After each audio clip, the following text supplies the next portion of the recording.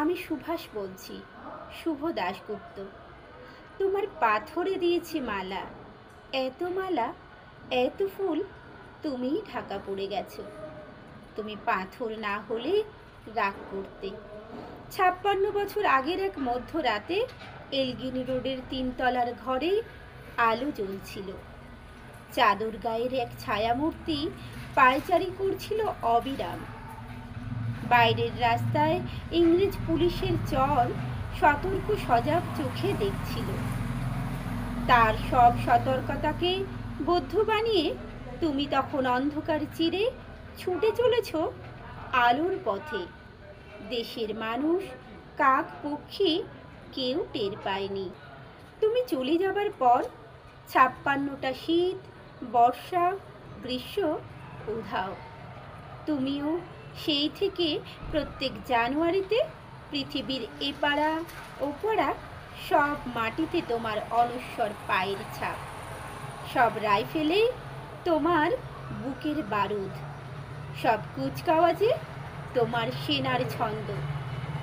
পরশ পাথরের মতো স্বাধীনতাকে খুঁজেছে তোমার অন্তরে লুকিয়ে থাকা খ্যাপা। তোমার গন্তব্য ছিল স্বাধীনতা, তোমার পথ ছিল স্বাধীনতা, তোমার স্বপ্ন ছিল স্বাধীনতা। তুমি রক্ত চেয়েছিলে স্বাধীনতার জন্য, তুমি তাই পাথর।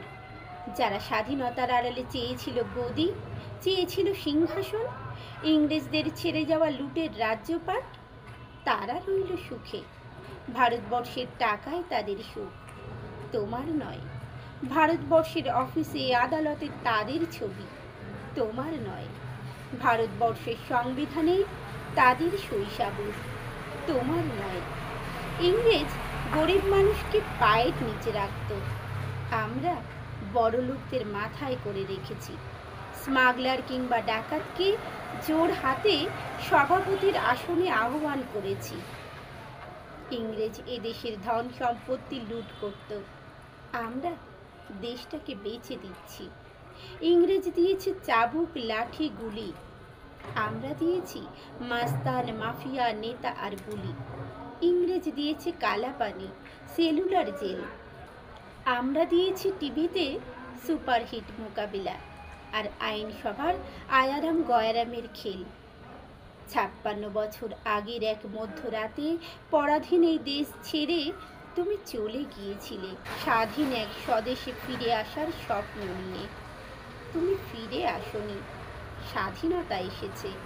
তার কাঁধে ঝুলি ভরে নিয়ে এসেছে ভোট নামক রাজস্ব যোগ্য, গণতন্ত্র নামক চিরায়ত মাৎসন্যায়, প্রগতি নামক লোক ঠকানো স্ট্যাটিস্টিক্স, সংহতি নামক বিস্ফোরণের চুরমার, ঐতিহ্য নামক মন্দির মসজিদের ঝগড়া, আর আসমুদ্র হিমাচল ভরিয়ে দেওয়া ভাষণ, ভাষণ আর ভাষণ। 56 বছর ধরে তুমি পাথর হয়ে আছো।